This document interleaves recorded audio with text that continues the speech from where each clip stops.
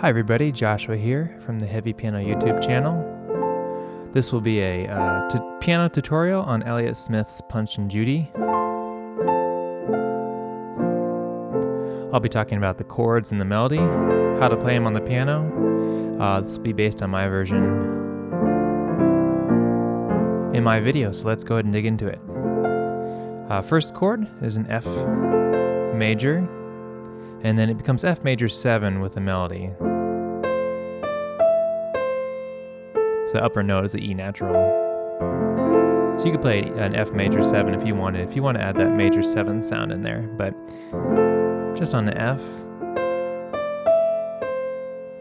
to A minor to G minor,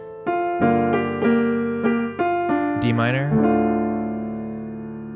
We can walk the bass down to it's a G7 over B. B flat. We're gonna do that much again. I'll play it slowly.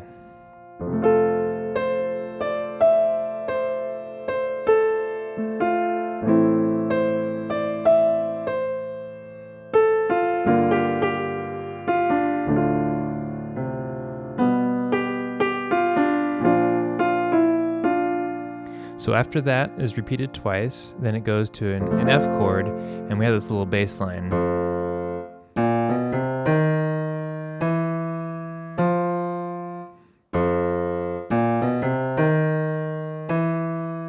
And it comes down from that F. And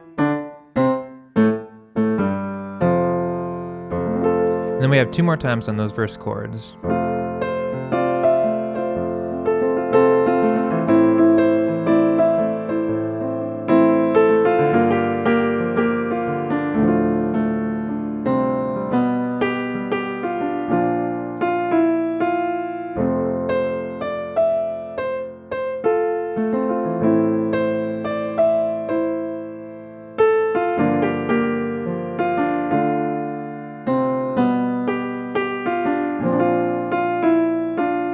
For that B flat, I just threw in the C natural to add the ninth sound in there. So then we have our chorus, D minor, A over E. I call this a B flat over F to A, G over B to B flat. We'll repeat that again.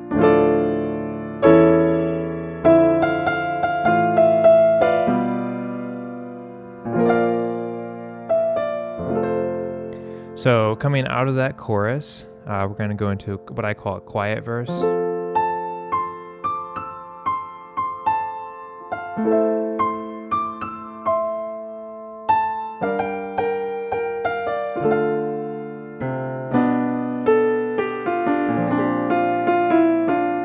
And then coming out of that quiet verse, which builds a little bit, we'll have our solo over F, A minor, B flat, I call it D minor over F, G over B, and B flat. So let me just play over that. Let me come out of the chorus, let me come out of that verse into the solo.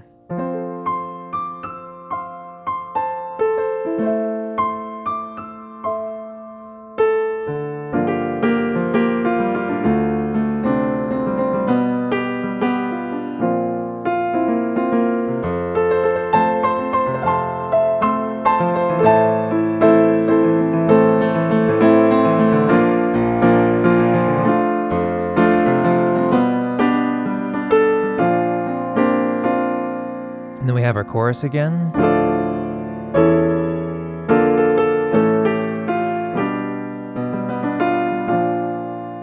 One of the things I was doing with the chorus was kind of arpeggiating the chords.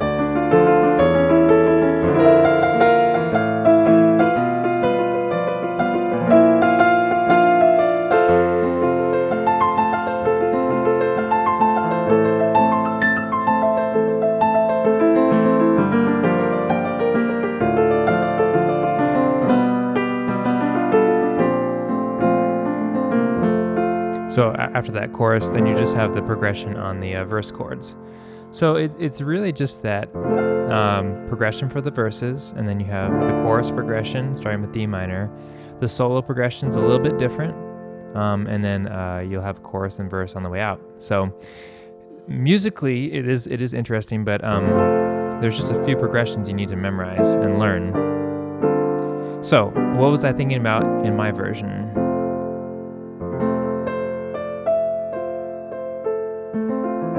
So I've got some of that dotted eighths kind of sound.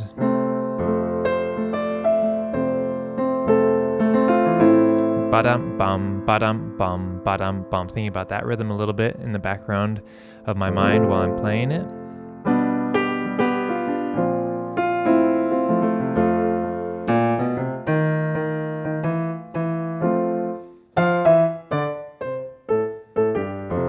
You know, really getting the feel of that.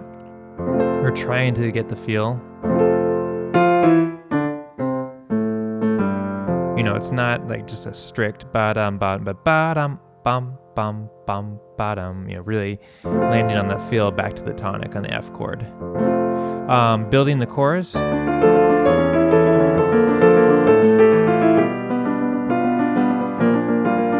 One of the things you'll see me do a lot is fill in the chords, have a melody, and then fill the chord rhythm in the middle.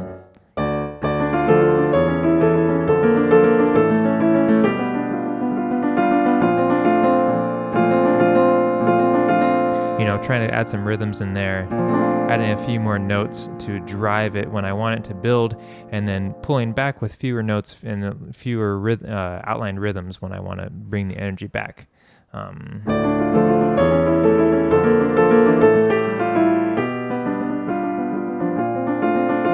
It's kind of a triplet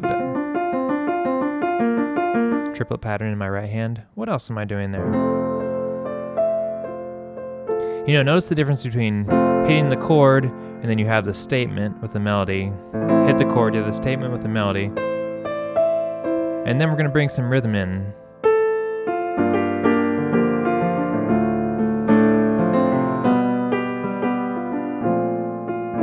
Bring the energy back again.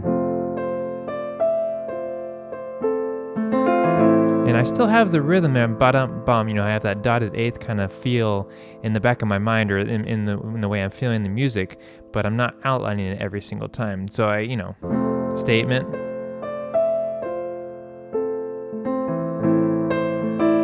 The feel wasn't quite right there. Let me try it again. Ba-dum bum, you know, I have this dum da da da da dum ba-dum bum. You know, so like it's still always there in the way I'm thinking about and trying to play the music and feel the music, but I don't necessarily always have to outline it every time. So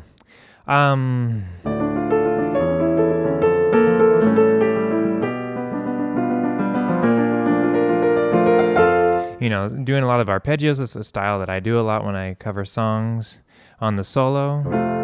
You know, the solo on the album matches the melody from the verses.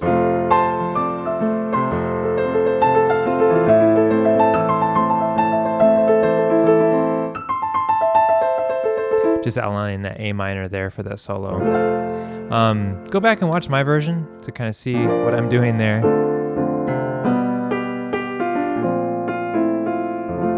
But that's at least the chords and melody, kind of slowing down some of the ideas that I have here. You know, I will learn it by ear, and then I'll improvise with the camera and the recorder going, and then whatever version, when I really, you know, it takes me a while. It takes me a while to like really get solid in the way I feel about the song at the piano. I get a lot of kind of like feedback from my acoustic piano, like if I roll the chord, if I hit the chord solid, if I'm just playing like a fewer notes in the chord, if I'm doing basic triads, if I'm adding the seventh, you know, it all changes the emotion and the energy of the piece. And so even though I've practiced it several times, you know, with chords and practice it with the recording played along, you know, it's not until you hit the record button that you really start to like try to delve into it in the way it, you know, the emotion and the energy of the piece. So I hope that's helpful. I hope you can take the music and think about it kind of the way I think about it, just chords and melody. And I know that's not like, I don't have a monopoly on that idea, of course, but I do think it's a really good way to try to make a piece your own and experience it in a really enjoyable way, like stripping out the lyrics and just having the melody and like really appreciating the music side aside from the great lyrics of Elliott's music, but appreciating like how cool the music itself is. That's why I like making Elliott Smith covers, and I hope you do too. So anyway, if you have any questions or comments, leave them below and I will get back to you. Big thank you to everybody for following the channel, and big thank you to my patrons on Patreon who support this channel monthly. I really appreciate everyone there who's supporting me on this channel. So anyway, thank you for watching, and I'll catch everybody next time.